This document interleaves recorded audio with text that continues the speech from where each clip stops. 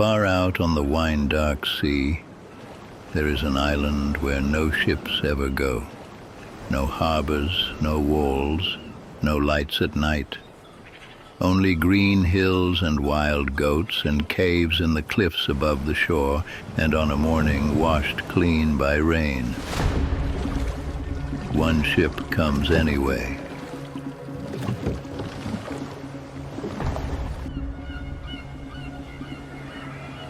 At the prow stands a man with salt in his beard and stormlight in his eyes. His name is Odysseus, and he is trying to get home. We look, we take what the island offers, he says, and we leave before dark. They climb the goat paths, and there, half hidden behind laurel branches, they find a cave. Oh, but what a cave. Baskets of cheeses big as cartwheels, pens of lambs, soft and sleepy, pails of milk still warm, a giant's pantry, though no one says that word aloud.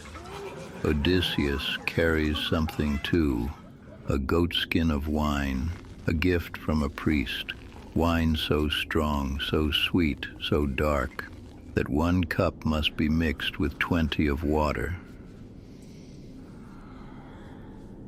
His men tug his sleeve. Take the cheeses, take the lambs, let us go, Captain. But Odysseus is curious. He wants to see who lives here. He wants to know if the shepherd of this cave keeps the old law of the sea. Be kind to strangers, for the gods walk in strangers' shoes. So they wait. They should not have waited. The ground tells them first. A tremble in the stone floor, then a rhythm, then a drumbeat coming up the hill.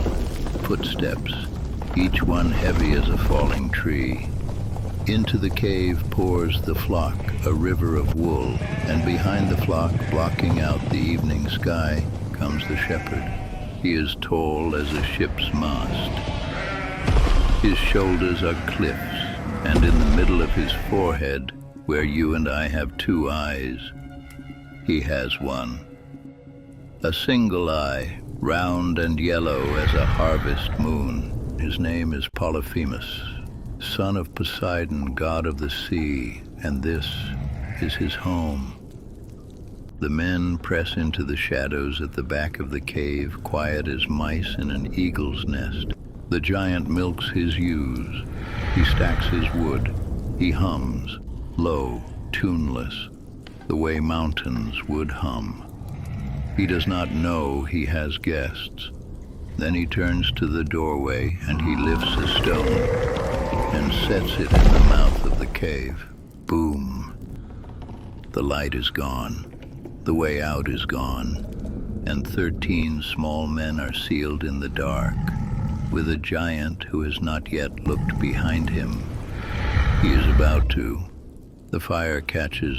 Shadows leap up the walls, tall and thin and trembling, and the great yellow eye sweeps the cave and stops.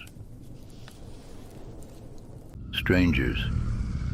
His voice is slow, and it comes from somewhere deep, like surf in a sea cave. Who are you? Thieves, or something worse? Odysseus steps into the firelight, small, straight-backed, polite as a guest at a king's table. Travelers, great one, sailors of Troy, trying to find our way home. We ask your welcome, for the gods love those who are kind to strangers. The giant is quiet. And then Polyphemus does something worse than roaring.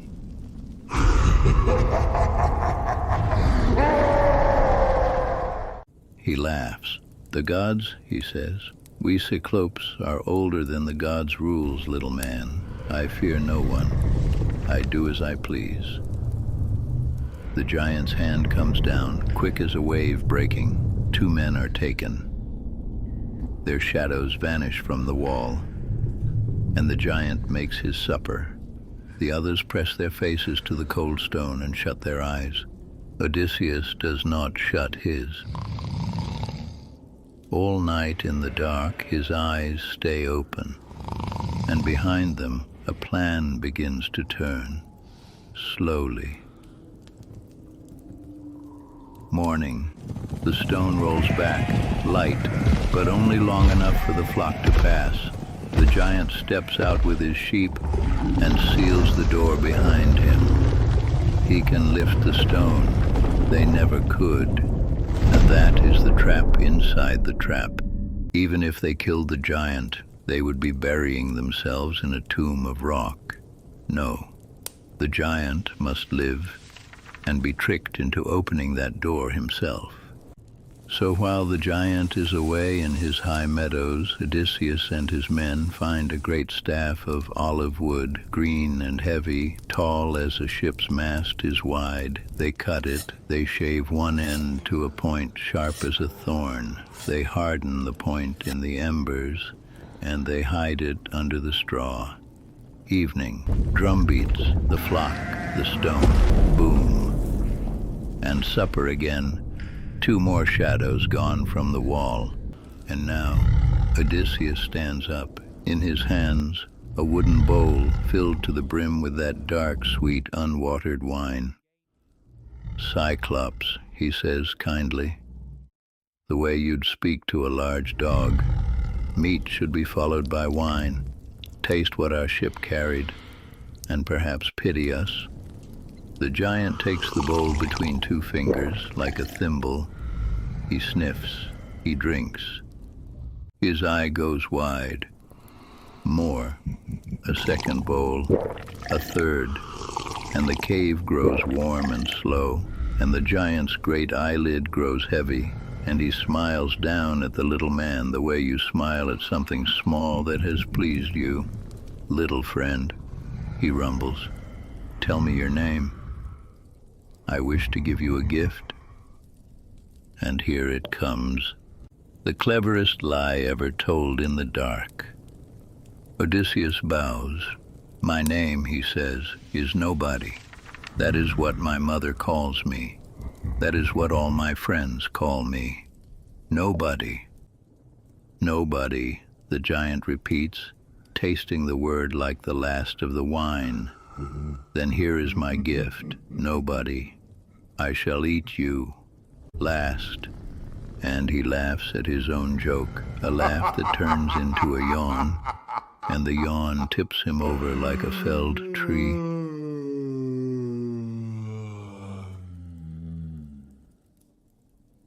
And the giant sleeps.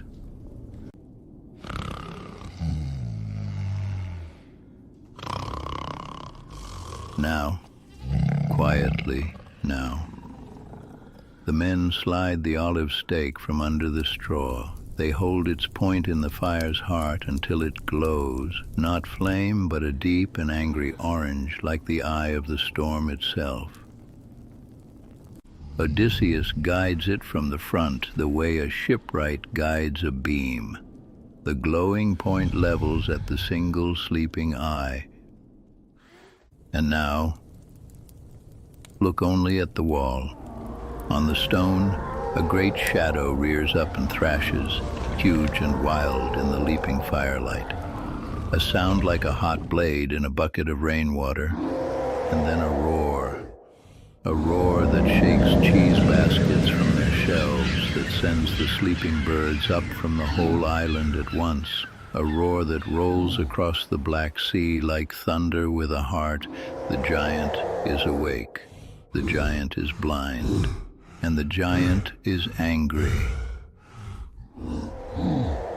Now, on the hills all around live other Cyclopes in caves of their own, and that roar brings them running through the night, gathering outside the sealed stone door.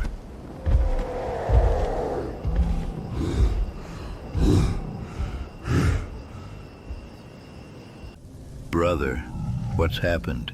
Is someone stealing your flock?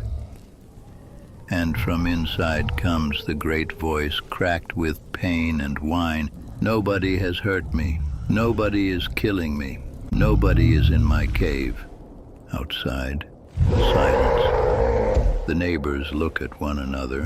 One of them shrugs. a shrug like a hillside settling. "Well," says another through the door, "if nobody has hurt you, then you are sick, and sickness comes from the gods, and there is nothing we can do. Pray to your father, brother. Good night." And their footsteps fade away down the hills. Inside the cave, in the dark, 9 small men press their hands over their mouths. "Because you must not laugh. You must not laugh." But morning must come, and the flock must graze, and even a blind giant knows it, for the sheep are bleating at the door. So Polyphemus rolls the stone aside and sits himself down in the doorway, filling it with his hands spread wide. "Go, my beauties," he murmurs to the sheep. But the little men stay. "Every back that passes me I will touch. Nobody stays here with me." He thinks he is clever. But in the night, Odysseus has been busy. With willow twigs from the giant's own bed, he has tied the rams together 3 by 3, and under the belly of each middle ram, wrapped in wool, hangs a man. The flock crowds to the door. The giant's huge hands ride along their woolly backs, left, right, left, feeling nothing but sheep, sheep, sheep, while beneath, faces down, breath held, the men pass one by one under the very fingers that hunted them. Last of all comes the biggest ram, the giant's favorite. Walking slowly, heavily, and clinging beneath it is Odysseus himself. The giant's hands stop on that woolly back. "Old friend," says Polyphemus softly, "you are always first out to the grass. Why last today? Are you sad for your master's eye? Ah, if only you could speak." The ram says nothing, and the great hand lifts, and the ram walks on. Out of the shadow, into the morning, down to the bright and open sea.